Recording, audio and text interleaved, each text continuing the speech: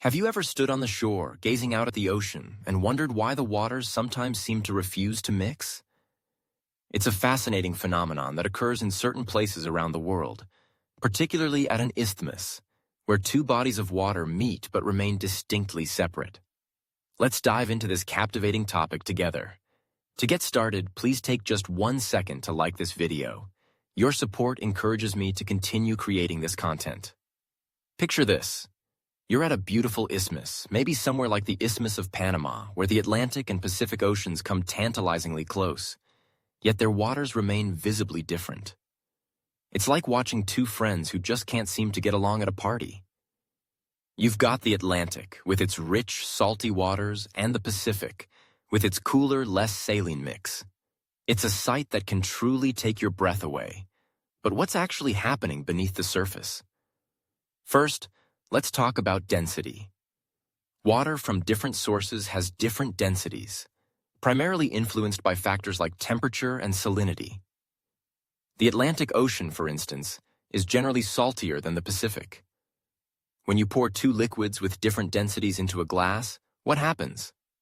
They don't mix, they form layers. The same principle applies to these vast oceans.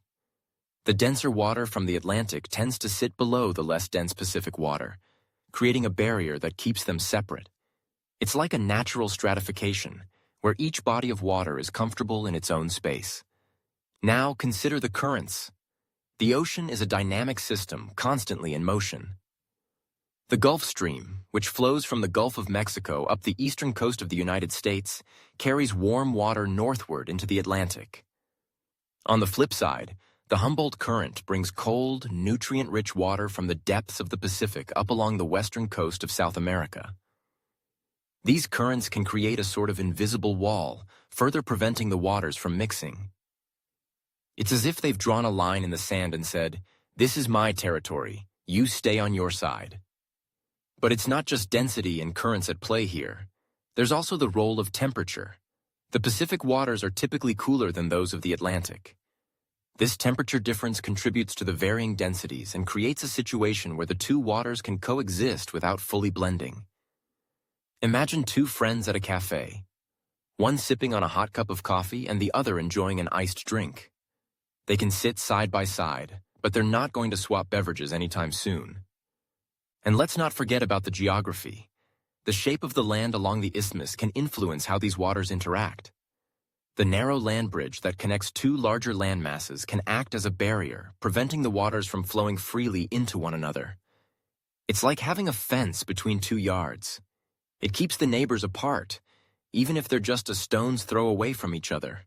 Now, you might be wondering, is this a permanent situation? Will these waters always stay separate? The answer is a bit more complex. While the phenomenon of non-mixing waters can be quite stable, it's not set in stone.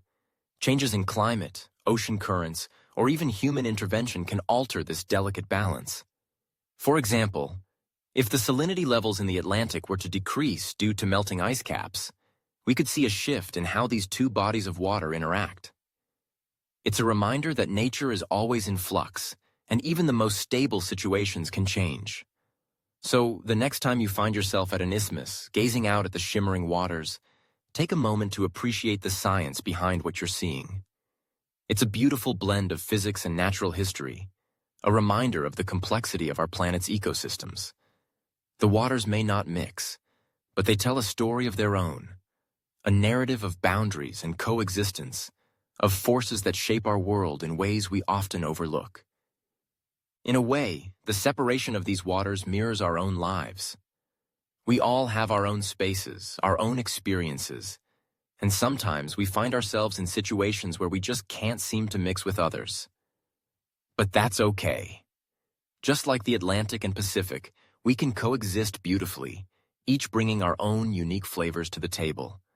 So next time you're at the beach, remember, it's not just water you're looking at. It's a testament to the wonders of nature and the intricate dance of our planet's elements. Isn't that just amazing? Thank you for exploring with us here at the Corner of Curiosity. If you enjoyed this video, don't forget to like and subscribe for more fascinating content. As always, feel free to leave your curious questions and thoughts in the comments below. Until next time.